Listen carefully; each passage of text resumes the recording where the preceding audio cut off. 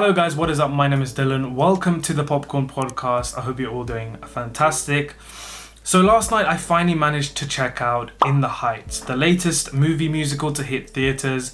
This is of course the film adaptation of the popular Broadway hit by Lin-Manuel Miranda, who you might know as the creator of Hamilton, another huge Broadway hit. In the Heights centers on a variety of characters living in Washington Heights, a lively neighborhood in New York, or as our characters like to say themselves, Nueva York.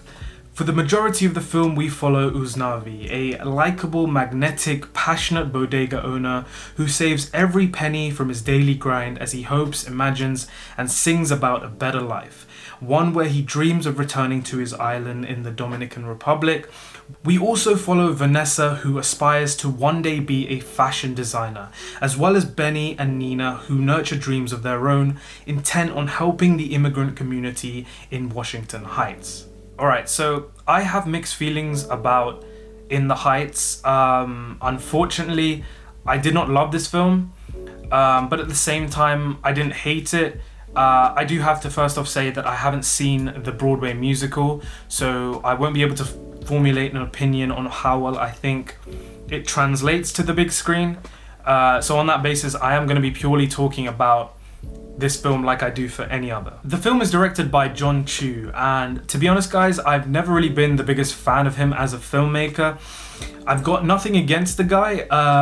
In fact, I actually quite admire his ability to command big productions and big casts. You know, he's done some of the Step Up films, he's done Crazy Rich Asians, which I actually really enjoy.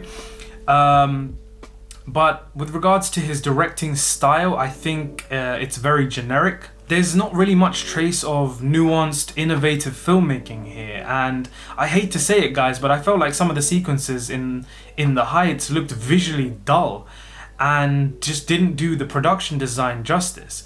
I wanted more color, more energy in the cinematography. One thing I find interesting about John Chu's approach, his process, is that apparently he likes to edit while he's on set, just to make sure, you know, he's got all the footage he needs before moving on.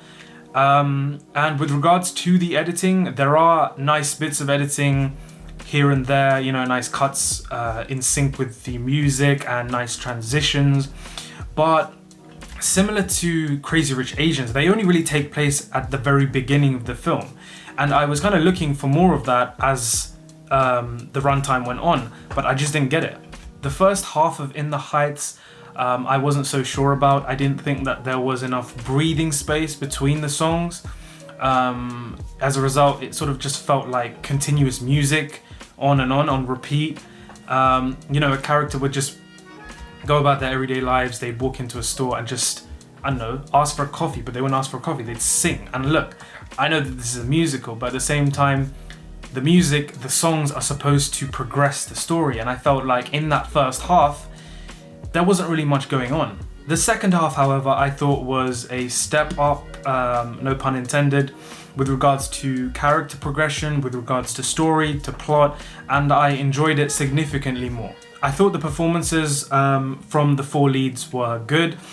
They're all really energetic, all really charming, and you can tell that these are actors who really care about what this film is trying to do, what it's trying to say about immigrants, about culture. Anthony Ramos in particular, I think does a great job. I think his arc in the film out of the four was the most interesting, was the most fleshed out, and as a result, I was more invested in him. The other three I felt were pretty underdeveloped. I think Nina's character arc had an interesting start, an interesting story premise. You know, she's a college dropout, but her dad is, you know, still trying to push her in that direction, and she doesn't know what path to take. She doesn't know what she wants to do moving on. You know, she a line she often says throughout the film is, "Let me hear my block." You know, she's in love with this neighborhood, she's passionate about it, but I felt like the way the film wrapped up her story was quite unfulfilling to me personally, which was a shame because she was one of the more interesting characters. Benny's role throughout the film was sort of just to provide support for Nina. He didn't really have much of an arc himself, and as a result, I just wasn't invested in their relationship as much. They did have a pretty interesting scene towards the end of the film that takes place on the side of a building. And from a creative perspective, that was one of the standout musical moments of the film, but I just felt like it was just a little too late. Vanessa's character I wasn't a huge fan of in the first half of the film. However, as the runtime progressed, I did eventually warm up to her. But still, I think that she was underdeveloped. I wanted to see more of her personal struggles to really get on board with her dreams and her aspirations. You know, one of the biggest themes here in The Heights is dreams. I wanted to cry when these characters went through hardships and their dreams were at risk. I wanted to get out of my seat and cheer when they faced success, but I didn't. And maybe part of the reason is because I have such big love for this film here. And I think that this does such a better job of, you know, tackling the complexities, the sacrifices, the hardships of dreams. And, you know, I still think that it's the gold standard for musicals today. Let's talk about the music. Look, I'm sure that Lin-Manuel Miranda is a talented guy. He clearly is talented. But for me, the best musicals are the ones that leave me singing, leave me humming after the credits roll, after I leave the cinema, when I'm driving home. And I just didn't get that here with In the Heights, unfortunately. You know, normally I can pick up on songs and pick up on music. I love music in films.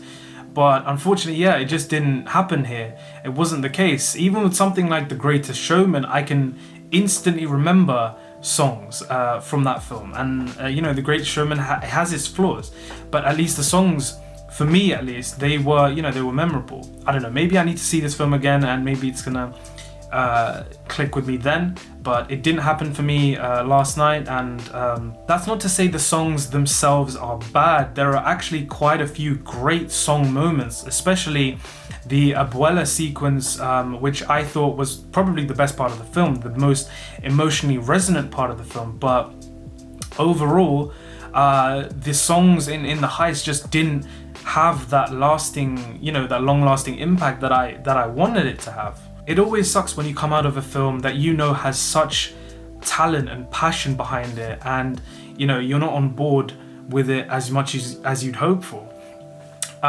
Clearly I'm in the minority here, so if you loved this film, let this review take nothing away from you.